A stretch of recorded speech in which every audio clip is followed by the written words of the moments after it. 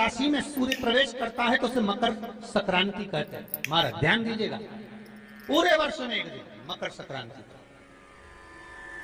हमारे हिंदू धर्म में ये दिन है, हमारे हिंदू धर्म में जो ये दिन है। अच्छा, कई लोग कहते हैं कि सूर्य के उत्तरायण का क्रम है, ये क्रम है, ये पूजन का क्रम है, तिल्ली के लड्डू का क्रम है, लड्डू बना लो तिल्ली का, इसका क्रम है। पर अगर स्कंद पुराण उठाओ तो स्कंद पुराण में अगर मकर संक्रांति के क्रम को यदि पढ़ोगे तो मालूम पड़ेगा कि पूरे वर्ष में एक दिन ऐसा था जिस दिन भगवान शिव और नारायण ये दोनों, इसलिए आज भी हिंदू धर्म में गुड़ के लड्डू तिल्ली के साथ मिलाते हैं। क्यों? उसका कारण कि शंकर और नारायण ये दोनों एक ही दिन, एक ही पल गंगा का स्नान करने के लिए एक ही भगवान शिव। देखिए कितना कितना हमारे हिंदू धर्म में एक एक तिथि का एक बार का एक महत्व है, उसको समझिए।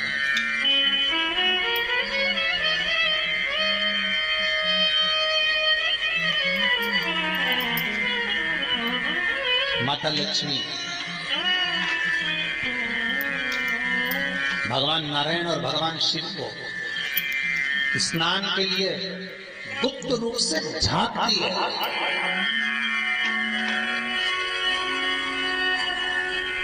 तो भगवान विष्णु ने तिरछी दृष्टि में माता लक्ष्मी को देखा,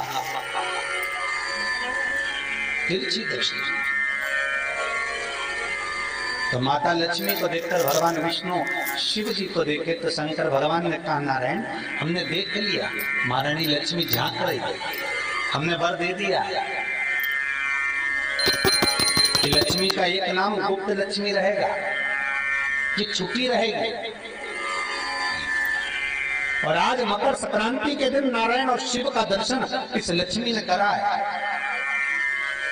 पर जो गुप्त लक्ष्मी का दान दे देगा उसके घर में कभी कोई बड़ी बीमारी प्रवेश नहीं करेगी।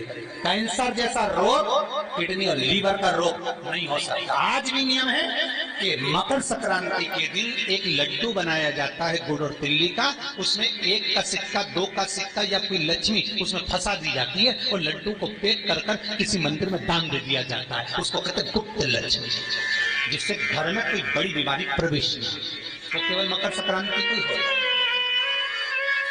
आपको अगर ऐसा महसूस होता है कि किसी ने आपकी दुकान पर बंधन कर दिया, आपका व्यापार बांध दिया, 4 दिन दुकान अच्छी चल रही है और 4 दिन बंद हो रही है, तो महाराज सूर्य का उत्तरायण जो प्रवेश है मकर के अंतर्गत, वो दोपहर में लगभग 2:30 बजे के करीब में आए, 2:30 से 3 के करीब में आए।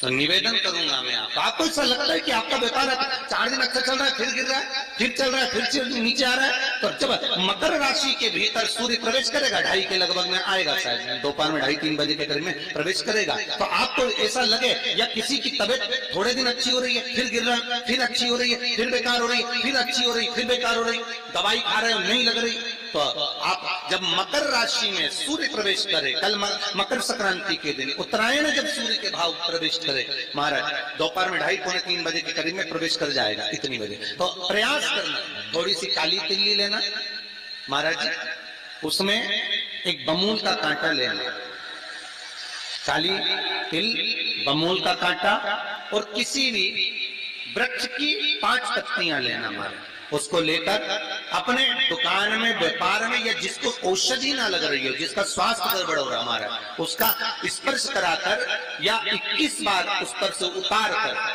और उतारना क्या नाम लेकर है? अवधूतेश्वर महादेव। कौन सा महादेव है? जम के बोलो जरा, अवधूतेश्वर महादेव। शिव जी का एक अवतार हुआ था, अवधूत रूप शंकर।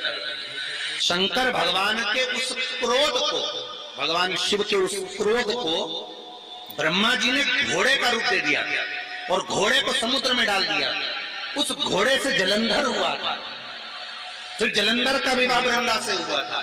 अर्थात शास्त्र कहता है कि अवधूतेश्वर महादेव का जो रूप है वो रोग का निवारण करने के लिए, व्यापार की वृद्धि को आगे बढ़ाने के लिए। आप लोगों ने कहीं कहीं देखा होगा, किसी किसी के ऑफिस में देखा होगा कि वास्तुशास्त्री कहते हैं कि दौड़ते हुए घोड़े का फोटो लगा। सुना है कि नहीं सुना? अरे बोले तो सुना है कि नहीं सुना? किसी वास्तु वाले के पास जाओगे ना तो वो कहेगा तुम्हारा ऑफिस अच्छा नहीं चल रहा ना। स्तुभ्यम श्री शिवाय नमस्तुभ्यम। अगर जानकारी अच्छी लगी हो तो प्लीज़ चैनल को सब्सक्राइब कर लें, लाइक करना ना भूलें। श्री शिवाय नमस्तुभ्यम प्लीज़, सभी से रिक्वेस्ट है।